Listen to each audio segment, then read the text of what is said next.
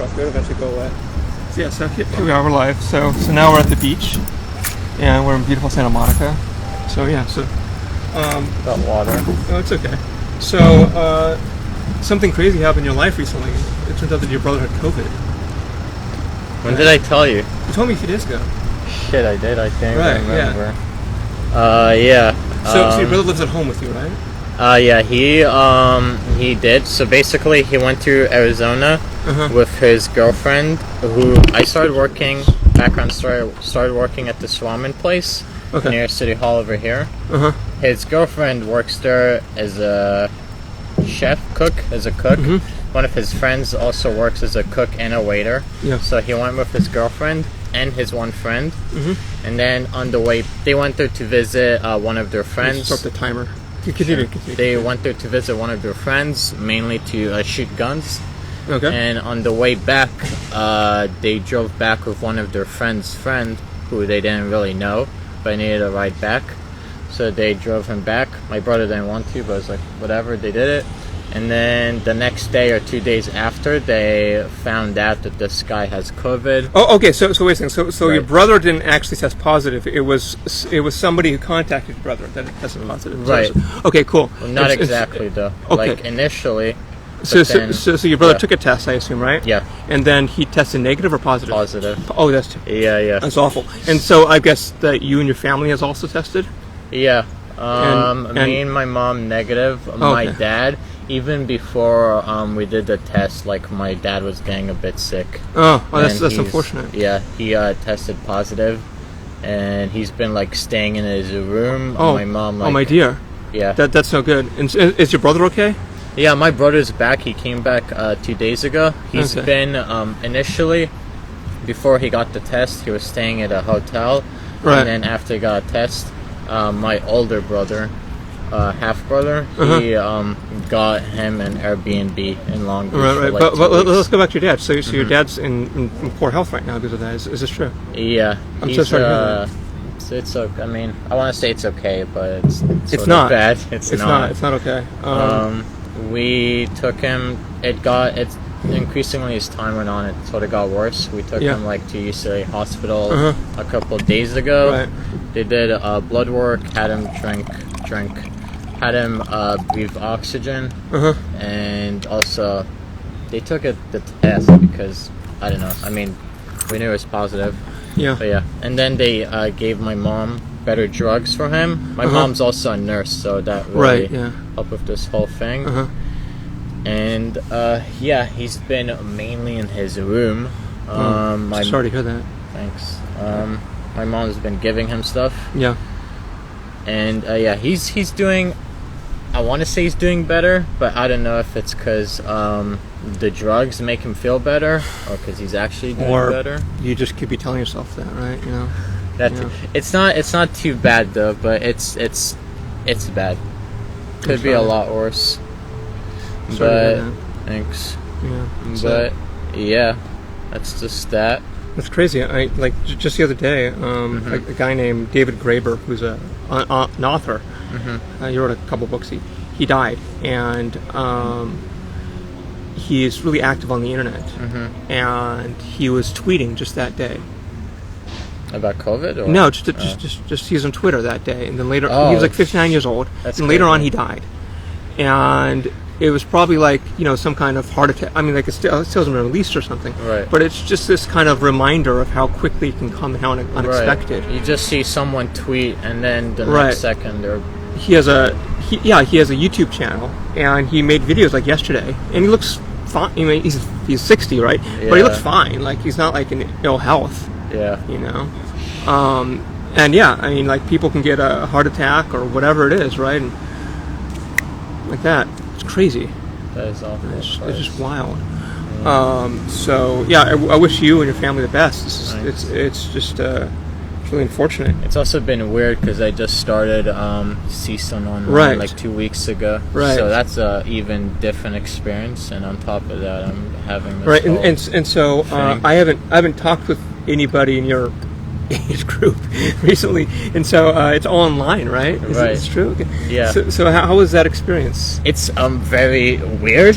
I mean, it's not as bad as you'd think, but as long as you know how to talk, you're sociable, it's okay. Or I mean, is the structure the same? Do you have questions and things like that? Is that the same kind of thing? Sort of. Some classes, the teachers though, they require you to have cameras on, and some they don't care. It's like the webcam basically. That's weird. Yeah, personally, I didn't care last semester when we started, but like now I'd sort of prefer like if everyone had the webcam on, so it feels like actual class, and you get to know your classmates, or you get to see them, the real people. But you can private message them, so you can actually pass notes much easier now. Some teachers actually once, because they start using Zoom more, they understand how it works. So now, like most teachers, it's just like you can only send a message to everyone. I see not like that. someone privately, yeah. But a lot of classes though have started like their own Discord servers, so a lot of them will communicate through that. And even CSUN, it has like, I think there's like one sort of main one, and then there's like 3 different Discord servers that are dedicated towards computer science students. This is interesting because like people have been talking about remote learning for a long time, and I guess this is the real sort of test of, it's just it's now real. Like it's it's like, okay, figure it out. So we'll see what happens. I wonder what this is going to really entail for the future of in-person learning. I understand that for I guess for children, you're probably going to continue to say like schools are the right way to go. But I don't know for adults. Right. Like maybe people say, oh no, I can do online. That's fine. Yeah, for kids it is a different story. Like it's even harder for them to like pay attention, and even like them sitting in front of the computer for like 8 hours, 9 hours, or whatever. I finished college 16 years ago, so it's like it was before all of this. It was still kind of a really exotic thing when that kind of stuff took off. Right. And I even there's this job I do with mentoring a kids robotics team. Mainly it's elementary and middle school, but my team is elementary school. It's first, right? Yeah. And I did that. Wait, no, first. Is it? It's called Vex. Vex is a different organization. Yeah. Oh, wait, yeah, I did that way back when. Yeah. I've never heard of first. No, it's probably no longer around. But basically, it was all Steam based. Yeah. There's like 2 groups that we have. They meet. One of them Monday or Wednesday, another one Monday, Friday. Yeah. And for one of the groups, their parents didn't want to do the Monday meetings anymore because they feel like their kids are like in front of the computer too much, and they don't want to do it too much. Which me and my boss like totally understand, but it's like weird, like sort of feeling the effects of it. And I do know that the physical movement and physical exercise is really important in learning and being emotionally healthy, and like that's something that kids have, and I guess as adults we don't do as much as we ought to. Right. But I can understand that now. Like there's no PE, there's no recess, like those types of things. Like there's no playing with the ball. I was watching some video of some kids. I don't know if it was like high schoolers or what, of like doing PE. And it's like you see them doing jumping jacks. And it's like in their own room. It's so weird. Like so strange. You gotta do PE over Zoom. Like I understand it's sort of necessary, but it's still like, it's like we're living in a sci-fi movie, isn't it? Right.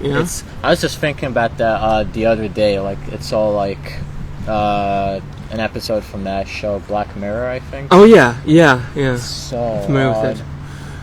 Yeah, and I guess the internet connection is now more important than ever.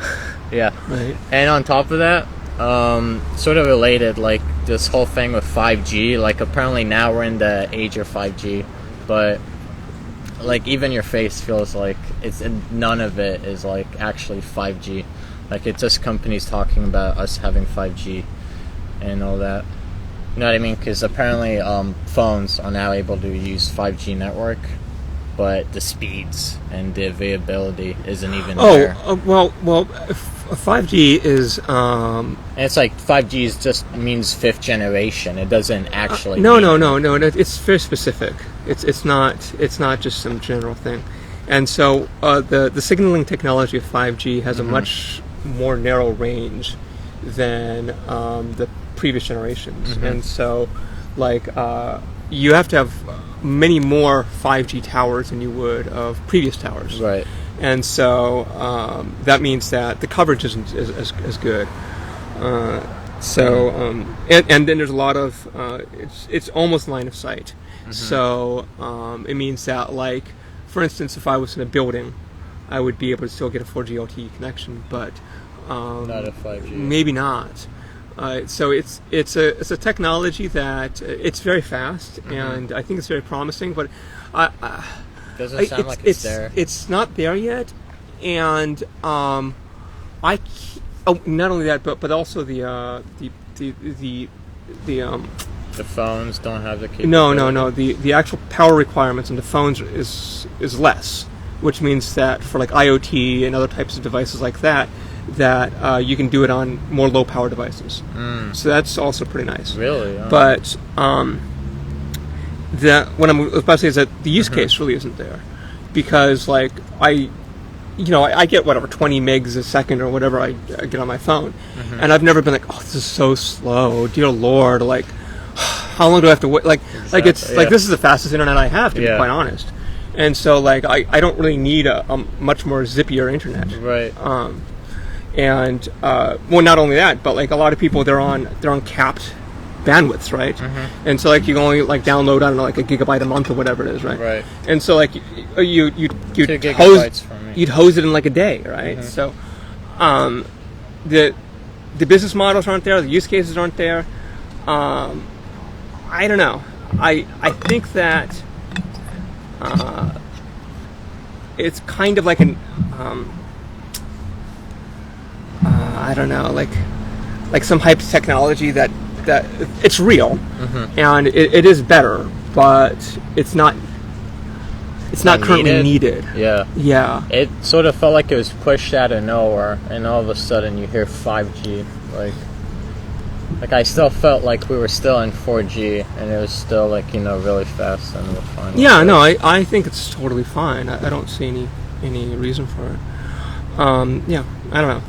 So let's see. So I've known you for 4 years now. Isn't that crazy? Is it 4 years? Yeah. Yeah, you are a small child. What are you? Are you 23 now?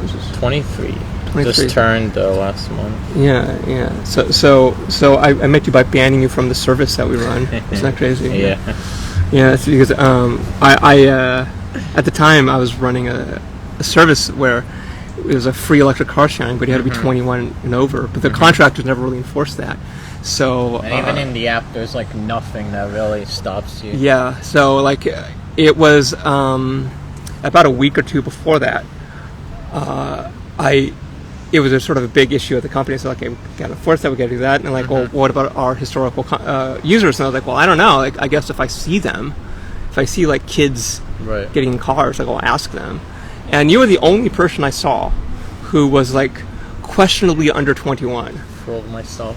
And I asked you, hey, are you over 21?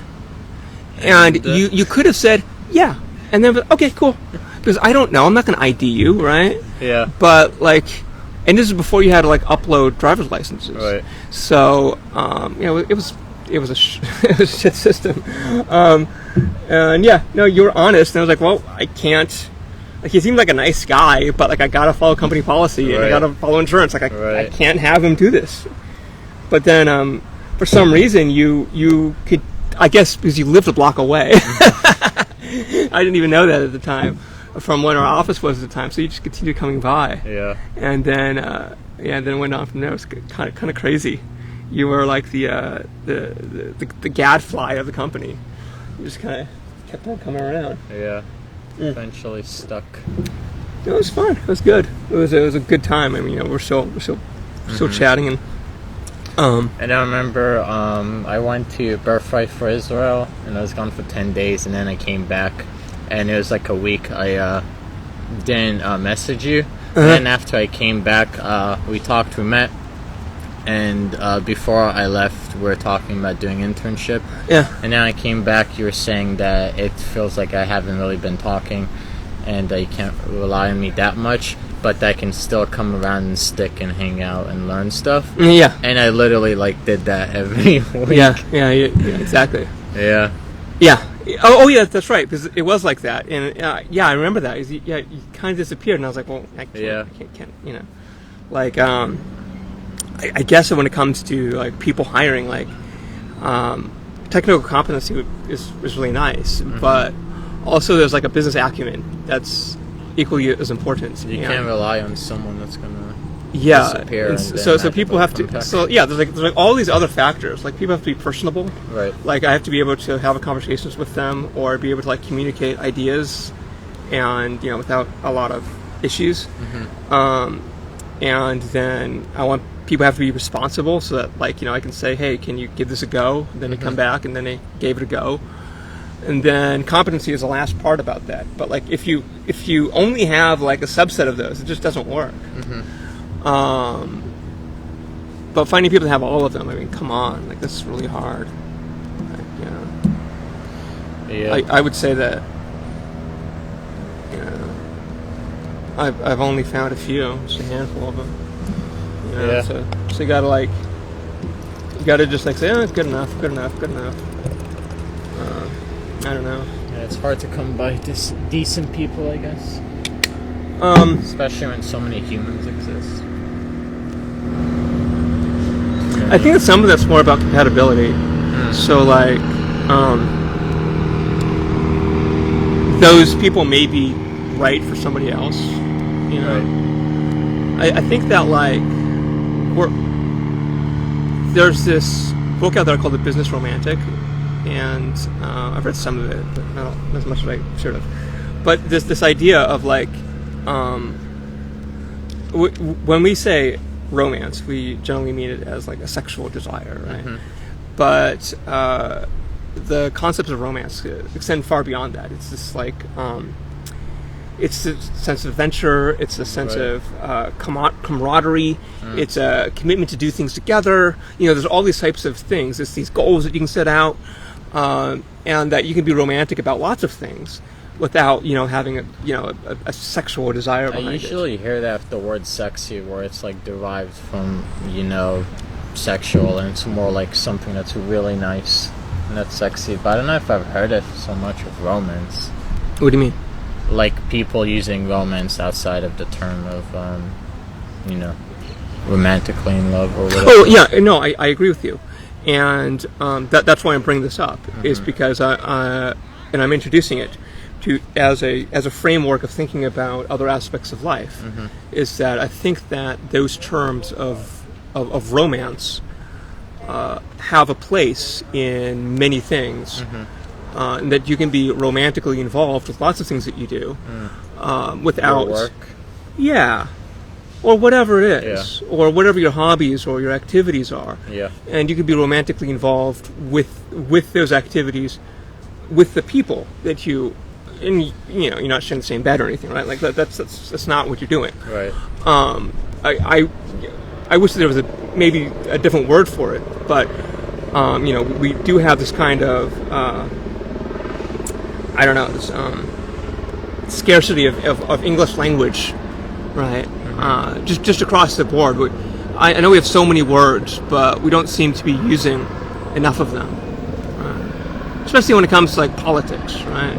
How we're trying to describe, like, oh, you know, this person is communist or fascist or whatever.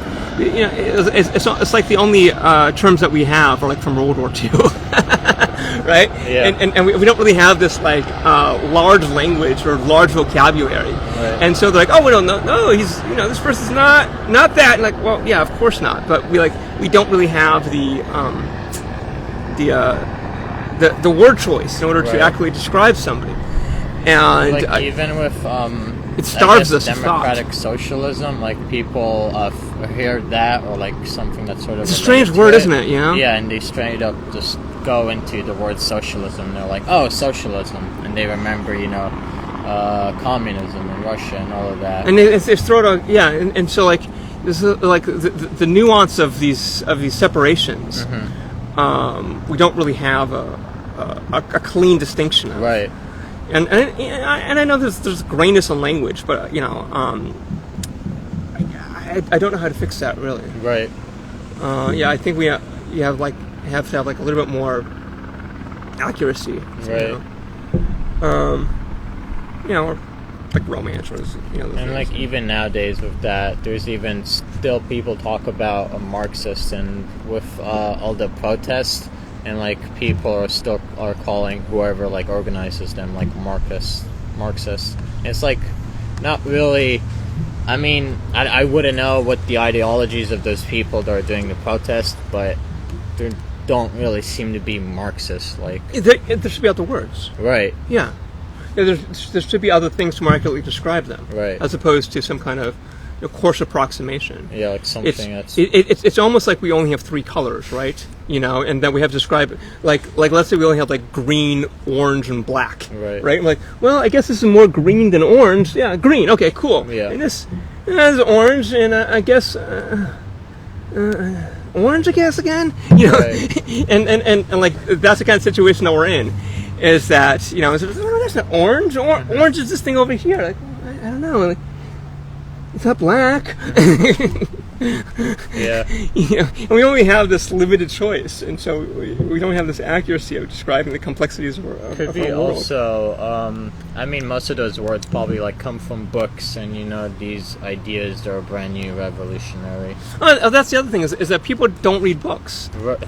Yeah, and I'm not saying that like that's something of our generation. Like they never did. Right. Like, and if they do, they'd read like limited books that right. are only about or some paperback novel or something. Some Harry Potter or something like that. Right. Like I don't. There was never a people say, oh, nobody reads anymore, as if like you go to like a 1950s home and see like Habermas and Foucault and like Nietzsche like on the shelf. Or, like it never like people never really sort of look deep into the academics. Like right. It just didn't happen.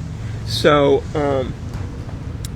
I don't know. I mean, I think that we just have a complex society and we don't have a complexity of thought to match it.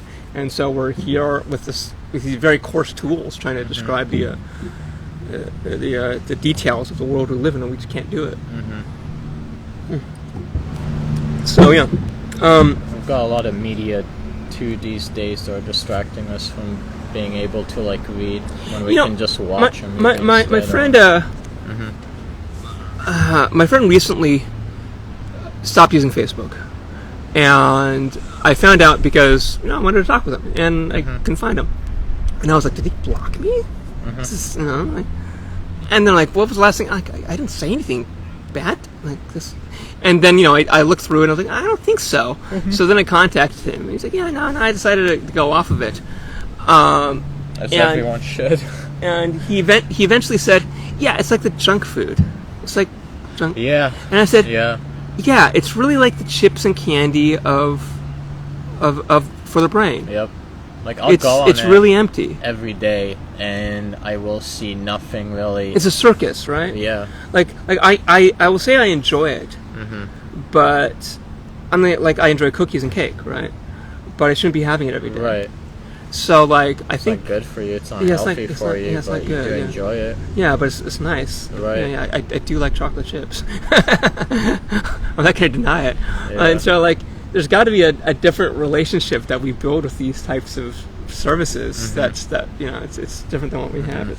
Because it's it's also though like I don't come away from it any richer as a person or with anything done, or with anything shown, no accomplishments, right? Like, hopefully, this content that I'm creating has some value, but right. I don't know. Some people too, when they think about Facebook, they think about it as being like toxic and bad for their brains and all that stuff. But I feel like also for some of those people, they're like either looking at like stuff that they shouldn't be, because Facebook, there's so much stuff in Facebook. And some you can make it do whatever you want. Right, so it's really the relationship with it. Right. And like how you sort of use it. Yeah. And who you're friends with or what you follow. Yeah, and so that's true, but I would say that it tends towards that. It does. It tends towards the circus. So you can make it go away from it. That's true, right? Like, I don't know. I don't know. Like, you could find a peaceful bear, like, but bears will be bears. So, I think Facebook's quite similar. Is that like it tends towards this this kind of sensationalist kind of tabloid interfacing, and it's no good, right? Or any of those things. It's like the consumer internet. I did a week without social media. It was good. How did that go? It was nice. What you read a bunch or?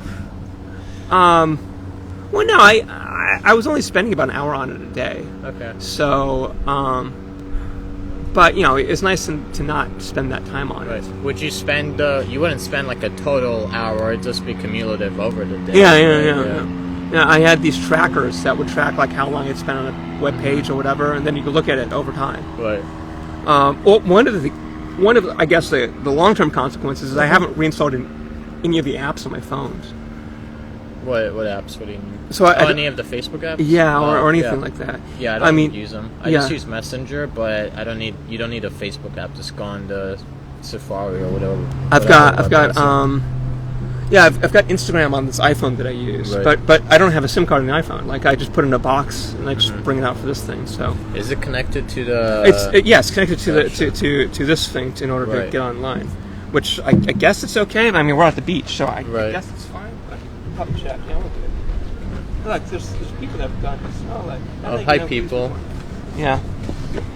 Yeah, they just like do thumbs up and stuff. Right. So enjoyed the two strangers talking about strange things, or one stranger. We're 25 minutes. Yeah. It's good. Like, I've been trying to sort of change it up and get different people that are in my life to have different conversations with, because I have different relationships with all of them, right? Right. And like it sort of brings out different types of personalities, content. Different types of things. Different jokes, maybe. Do a couple knock jokes. Yeah, those are good. Although, coffee smells good. Okay, it's COVID time. I guess I can't have anything. Yeah, no, I wasn't. Yeah, there was a party last night. I heard like my neighbors were having one. Really? And I said, this is a COVID themed party. Because all parties are yeah, seriously. Yeah, there's all these people like having a good time, and like their voices. How loud was it? Their voices weren't muffled, so I know they didn't have masks. Oh, no, it was okay.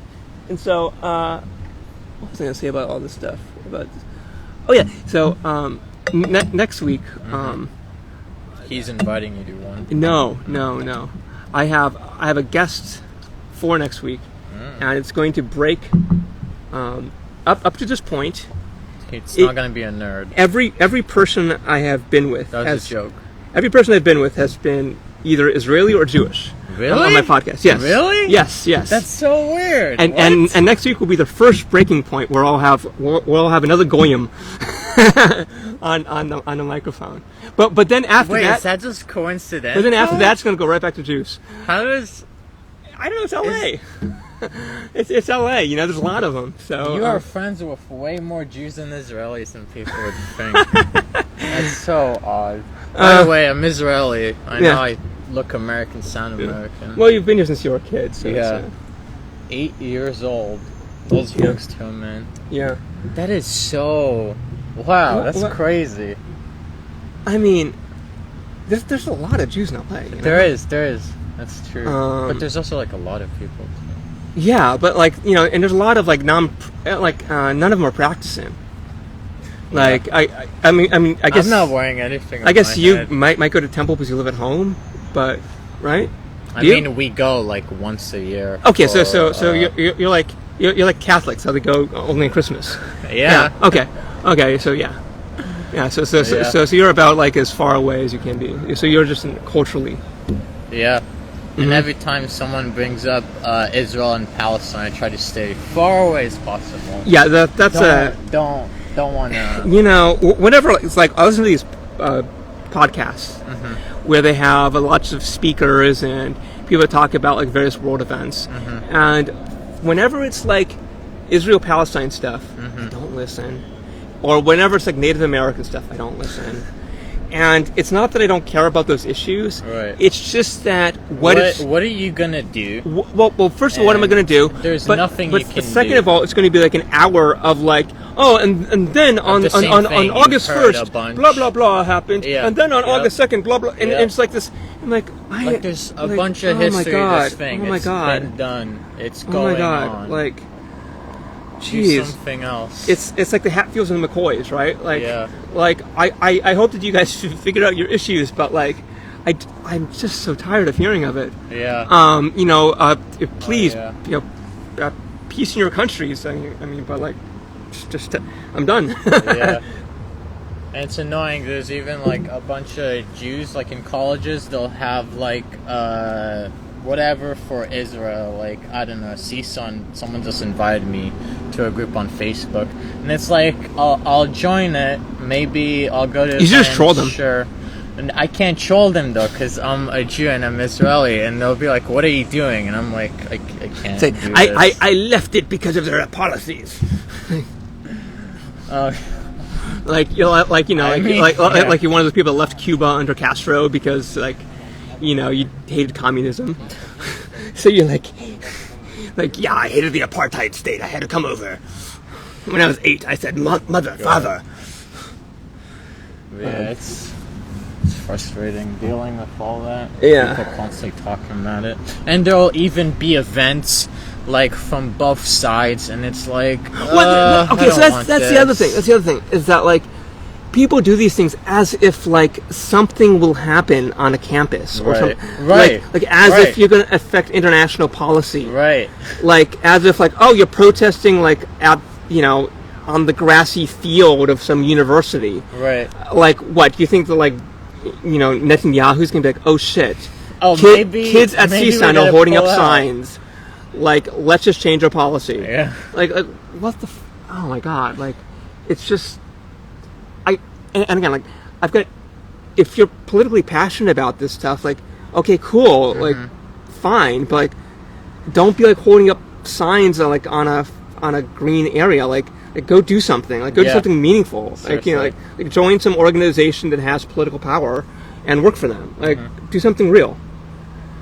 And even like Americans are like, I feel like Americans are the ones that talk about it the most, and I feel like they know about it the most, and are constantly like, there's other issues you could teach other Americans about that they probably don't know about, but this one, like, every American knows or hears about this one. Just go to another one, try something else. And like you said, if you care that much, join an organization and actually, do something. Yeah, whatever. Donate your money. Yeah, whatever position you hold, there's definitely organizations that are vying for it. Right. But just whining on a web page or whatever is not gonna lead anywhere. Yeah. You're just that's just entertainment at the end of the day. And most people it's just a circus. These days that will bring it up, they don't discuss it. They yell about it and they tell you why. Well, they're very passionate about wrong it, and they're very which is fine. And it's okay to be passionate about something, but like make sure that passion is directed in the right location, right? Like it shouldn't just be like unbridled kind of like blah, like that's not a. Focus that passion, right, and make sure that you get stuff done with it, and you don't have burnout. Like that's how you be effective in life. I just don't know. It's a mess. It's not fun. So you said the one thing that you said you wanted to talk about. Let's go there since we're at 32 minutes. Computer architecture. So what did you want to say? Again, we're dealing with maybe a non-technical audience, so we can't go too crazy into it. I'm a computer science student, so I started programming. I got it right away. I don't know, just clicks, pretty easy to understand. Lots of shit that you gotta read though. Lots of different languages, all sorts of things. But computer architecture, it's like if you're gonna be a computer scientist, you need to, because the word science is in there, and there's the science of things. So it's a science of computer, which involves the physical body and how it's created. And one of those things is computer architecture, which is literally the architecture of a computer, the CPU, the memory, and all of that. So I have a class called Computer Architecture, and the prerequisite for it was assembly language. If you don't know what assembly language is, it's basically the language that the CPU You have to be more uses. exciting about your descriptions. These are really boring. See, that's the thing. When you talk about computer you're architecture, not good at it's this boring. at all. I mean, there might be some good teachers. I have not met them. Well, I want to be that. Maybe if these people don't have Ambien or Xanax, like they could just listen to you talking like all day long, just, as a sleep aid. Like I'm sorry we're not doing this like at 11 o'clock at night, so they can fall asleep to this. So let's go back to this thing. So good time. What is that? It's Can an we just advertisement. take a look. I haven't seen one of those in a while, especially in the age of quarantine. I don't know if you guys can see that, but it says Tide Good Time with a water bottle, maybe alcohol. But we don't know. That's a very expensive ad to do, right? I don't know what it costs a lot of money to do that. Yeah, you're doing. I can't see what the. It's a waste of money, I think. I mean, I see Tide Good Time, okay, but I don't know what label that is. If it's water or alcohol, literally. Maybe that wasn't intended, and the guy's like, "Dude, that sign's still on my fucking airplane." Like, God, what the hell? Like, how's it still on there? About to take it off. Ridiculous. Yeah, I try to take that. Like, everybody's like, I don't even know what that means. He keeps, every time he lands, he forgets about it, and he's like, "Man, what a long flight." Gets out of his plane, says, "Did I forget? Do I need to do something?" Nah. My gas mileage is terrible. I mean, if that is destroying your gas mileage, and I don't know what that sign is made of. No, I'm sure it affects it somehow. I mean, the aerodynamics are quite different when you have a huge sign, as we know from the cars. That is huge. That's pretty big, actually. That is true. But yeah, computer architecture. Well, oh boy. So, there's languages you use to write things. You've heard of Python, probably the most popular one. And that's when we go to sleep. What? I'm sorry. No. So yeah, Python's like the most popular one, used for, I don't know, counting numbers, reading files, very fun things. This is terrible. And then this thing called assembly language, your CPU. That's how computers work. That's how computer architecture works. You learn about it, you bore yourself, but at least this you know is how like it a TED works. Talk, Welcome to studying computer science. Oh my God, programming's fine, easy TED as Talks hell, are so boring. but oh man, the physical stuff. I don't really remember what my class was about that, because we were still on like vacuum tubes at the time, so it was Vacuum tubes. Man, what year is this? Yeah, we still had like cranks that we had like no, I have no idea. I think that when I was doing it, that's also the local tunes of the town. I don't know what the song was. I think that good song. When I was taking that class, what we did was we had to like design very small virtual computers, if you will.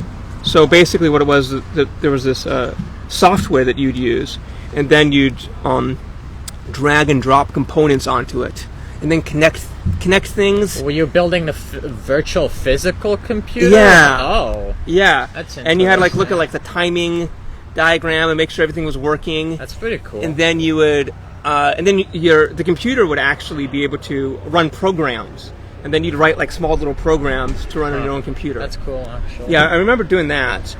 That's cool. Yeah. So that's cool. Doing is cool. It was learning though. It was kind of fun. It wasn't that hard, actually. Well, I guess it wasn't that hard because the instructions were very clear. Right. That must be nice. Yeah, I'm not trying to say that I'm brilliant or anything. I just think that it was a well-structured class. I don't think it was hard for many people. And I do know that at other sort of more prestigious institutions, they did even more complex things in their class, equivalent of that. I mean, Harvard. But yeah, I don't. What they do at Yale must have been. I don't know. Yeah, and they physically built it, not virtual. And so there was another thing that we ended up doing was something called like VHDL, which is it's a programming language to describe like electrical circuits. Yeah, that sounds really familiar. So yeah, and then you have to like sort of code out what the what it's going to be, and then the thing I guess follows like the laws of electricity. So that bikers. You can see. Yeah, lots of bikers. There's like 20 bikers, ladies and gentlemen. You can't see it. Maybe even 50. I think my eyes are fooling me. Oh, yeah, I know. Man, it's crazy. I don't know what they're doing. There's even more. Man, that's crazy. He's lying. I don't know. So I remember those things, and I don't know, like... You enjoyed it? Yeah, but I never used it again. Yeah. Right? Like, I mean, it's used to learn at least, you know? But no, because those tools. Oh yeah, like the knowledge you learned. You're probably. I guess if I went into like chip design or something like that, like I might use it again. But like I never. Maybe that's the thing is that there's so many sort of sub directions that you can go once you're done with this, and that I didn't go down a path that led to those tools being needed. When you were in college, did they have they had a thing where you can specialize in what field of computer science? No, more in general, because it wasn't as big, or right? Well, I mean, it was. I guess it's much bigger now. Right. Yeah. You can even go to game design. Oh, that's right. That's right. No, it's because it was when I was there, it was still seen more as niche. It was less. College has become more and more career oriented, right? And it was still had sort of like the vestigial sort of components of academia behind it. But that's also the thing when you go to get a bachelor's. You're not going to get a bachelor's to get a job. You're going there to learn about this thing, again, education, and be educated. Not these days, so I mean, these days, no. But that's like the overall thing. It's almost like these days the college degree is seen as a piece of paper. No. As an investment for a job opportunity in the future, right? As opposed to like I will take out a loan to do this process, and then I will I'll have a return on my investment of once I get the job, and this kind of thing of like you're not getting this education because you want to have for your own personal enrichment or to like be a better citizen. You're doing it to be a more valuable person in the marketplace, so that you will have more money in the future. And it's just again it's this very sort of like starved notion of education.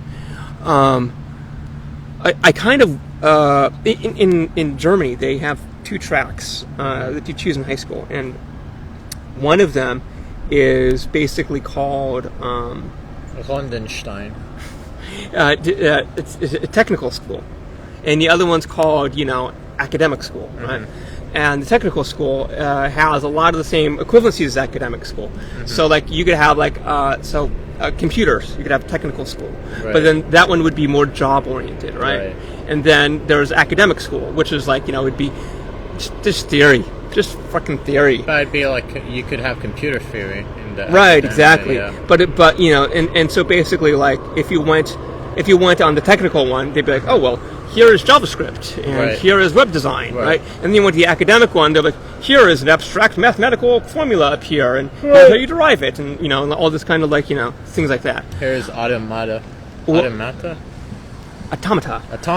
I'm just starting to learn about it. And so I think that might be a healthy split that we could potentially have, although I feel like that would starve the academic side because there'd be so few people that would choose to do that, except like especially for a lot of these fields, like accounting. People are going for accounting for a job, not to I don't know, learn accounting for whatever that is. Yeah, exactly.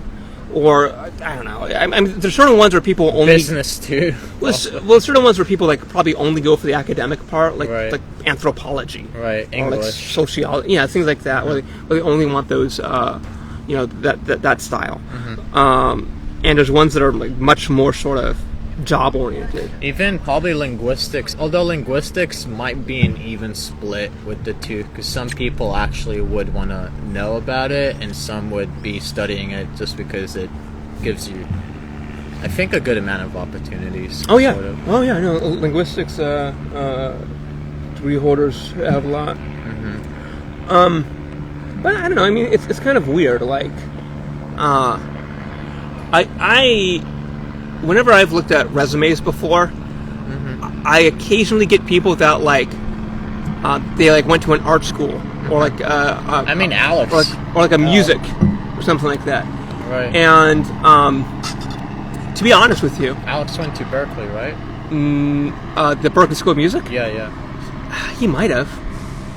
I forget. But the Berkeley School of Music is quite prestigious. Yeah.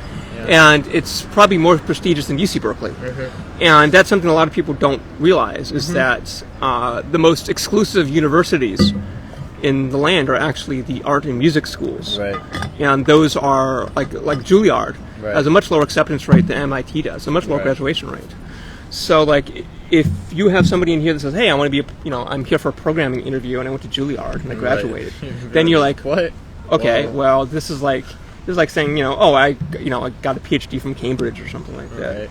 And so this notion that you have to have a degree within the field that you want to pursue, I don't know if that's true. I mean, some of the brightest people I know have unrelated to biology or something like that. Right? And then they just for something else, mathematics. So.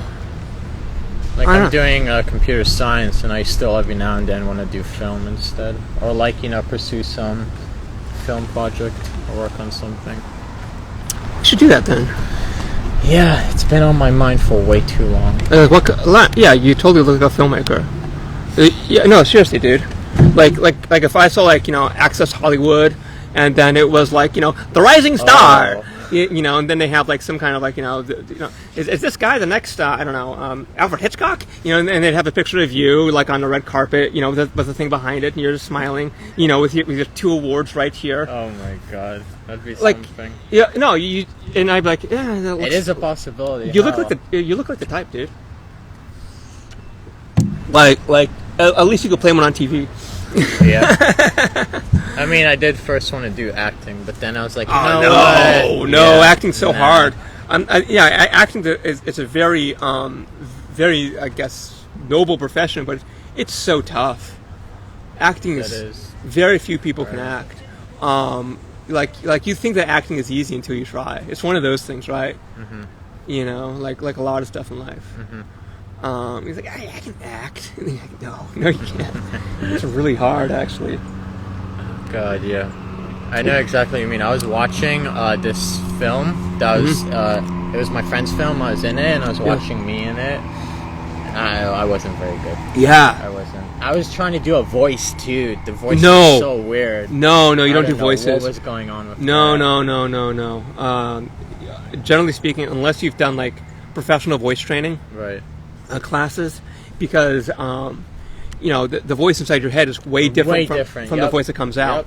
And so you have to have that feedback loop, and then people would have to say, "Oh no, your R's have to be like this." And it's got to be it's not easy. People can't say, "Oh, I can do a French accent." They're like, no, it's actually a study, and it's one of those things that's deceptively difficult. And not a lot of people do voice acting and voice training. I mean, and they don't realize that their voice isn't even there, or they actually have to train it, and they think we're fine. Or those people that do cartoon voices. There's not a lot of them. Yeah. You look at The Simpsons, and there's 4 people or something that do all of them. It's a rather elite skill. yeah, and especially if that, like, those people, they do so many different voices, and they're able to do it, like, flawlessly. Like in Looney Tunes, right? Mm-hmm. How, like, Mel Blanc did all of them. You'd have Daffy and Elmer Fudd and Bugs Bunny, and he's doing all of them. Jeez. And they're all talking blah blah blah blah blah blah blah, right. And he just switches. It's just nuts. And you're like, so you think, yeah, I can do voices until you see Mel Blanc, and you're like, okay. No. It'd be like you seeing I don't know, a kid doing skateboarding down the street. It's like, I could do that. And then you see a professional that does, and you're like, no, that's not happening. Oh, God. I would die. Right. Like, even a kickflip requires, like, so much. A lot of practice. Oh, yeah. And you gotta start young. Yep. Because but if I started right now, I'd just injure myself. Before I can master it, it'd be way hard. Yeah, no question. Yeah, but in filmmaking is another thing. It's I think that anybody could be a filmmaker. I think that's different, but I think the hard part about that is just the amount of work. In like. What you'll find out is that you'll do something and then you realize you don't have coverage of some thing that you thought that you did. You have to go back and you have to do a reshoot. You have to get people back on there. Then you find out that, like, the microphone really wasn't working, or the lighting was wrong, or that the scene really doesn't work, or whatever it is. And then you have to do all the editing. Then you have to do all the you might have to do voiceovers. When you actually come in, then and then it's just so much work, so much effort, and I don't think that people understand just how much goes into just a short film to make it done really well. It's a lot of work, but I think that most people are capable of doing it. Just like I think most people are capable of running a marathon if they wanted to. Right. But takes work. Yeah, exactly. Yeah, you wouldn't be able to just go out and do it. You have to do months of training and stuff. And even with film, like, your first stuff is not going to be good. Yeah. Unless, I don't know, by miracle it is. But yeah, or you're extremely talented. But even when you look at, like, those people that I don't know, like the up and coming director that was maybe your age or something like that. Like who's that guy that did E.T. and Spielberg, right? And then, like, you look at Spielberg's early great films like Jaws or whatever, and he was like 22. He was really young, right? He was 22. He was really young with those early films. He was super young, yeah. But he had been making films since he was a kid, like Super 8 cameras and stuff. So he was like 5 or 6 years old, right? So, like, at that point, he had already been making films for like 15 years, right? So then, he was ready to go. Like, he had already been trained since childhood. So he has a huge head start, something that you don't have. Not at all. But I don't mean this to sound discouraging, because maybe you're the greatest film producer that's ever lived, and you just don't know it yet. Maybe you just need to try it. Yeah. And the one thing that is easy is the equipment. The equipment's super cheap now. Right. Like this. Like, that's not hard. Right? Like, any phone can do it. And this microphone is really cheap. Then you could do editing on any device. So I guess that really what you need to do is just come up with, like, a very sort of simple story that doesn't take a lot of resources, that you could do in a very short amount of space, in a few minutes, and then see if you can get the actors and see if you can get the people together and actually do it. Have you thought about something? I mean, that's one of the things with the screenwriters, is that I'll see people that, like, I've been working on my script for, like, a long time, and then, like, it's got, like, buildings collapsing, and, like, it's aliens invading, like, all these, like, super expensive things. And I'm like, dude, like, you're not going to get this produced. Like, this is like $1 billion movie. Like, you got to start with something else, like 2 people at a table, having this conversation, and then, like, something really crazy happens, like, over, like, 5 minutes. Like, that's got to be the starting point. And, like, if you can get that, then you got to work up. Right. But you can't start with the blockbuster. Right. So, like, that, I think that's sound advice. Just So I mean, have you thought about like what you wanted to do movies of? There was no. Or like ideas, like what do you want to do? Like, what? I mean, there was a thing that I had. It's a bit more like experimental, artsy. But I was working on this like this mix I made of like first 5 tracks off this one album by this group called Death Grips. Okay. But I need to finish the mix, which I don't know if I ever will. I mean, I'm sure I will. Thing, yeah, I just have to actually, put in work. Yeah, I mean, don't leave your project unfinished. That's stupid. And also, I haven't fully finished. Like, I don't know if I've written down what I had the ideas for, as more as like I've actually had the ideas. So that's what I sort of need to do, like write them down and also finish the ideas, I guess. Because it's more of a visual You'll thing. never be happy with the final product. Right. You just have to know when it's ready to let it go. You could be working on things forever, right? Right. I mean, that's true with software, right? Like it'll never be at a point where I actually like it. Like, there's even, I'm sure you know who Kanye West is. He had this album called Life of Pablo, and like around the release of it or after, he was saying on Twitter that it's a constant moving experience, that it's gonna constantly get tweaked and edited and changed, because this guy was not satisfied with what he had, and he did release like a second version of it, but it was just like literally tweaks to songs and them being modified and all. There was some that stuff that went off out after Michael Jackson died, I think, and it was like, like his classic songs like Bad and Thriller and stuff, and then it was like 2 or 3 other versions that he had that that he thought he was going to release as before the final one, or maybe after it or something like that. Then he went with one, and then you listen to it and you're like, yeah, it's just kind of different. Like they're all kind of like it's hard. Because you have, it's really easy to distinguish when things are stark and quite different. But when they're grouped together, it's, like if I have 3 kinds of blues or something, like it's hard, right? As opposed to if I have, blue, orange, and black, as always say, it's much easier. So, I mean, with any type of art, you're going to have that because it's just it's practice of incrementalism, right? It's just the nature of it. Well, that's our hour. I think that let me go over there and stop it. Thanks for watching. That's it. Yeah, enjoy the beach. You should come over and enjoy it in person. Beautiful water. It's very lovely. You can swim maybe if you want. Yeah, we tried to do it in Playa del Rey at first, but we couldn't find I thought there was going to be a nature path, but there wasn't. Where? Oh, sorry. No, in Pacific Palisades. Pacific Palisades. One of those P cities. Yeah. Yeah, just down the street. But yeah, then this is our plan B.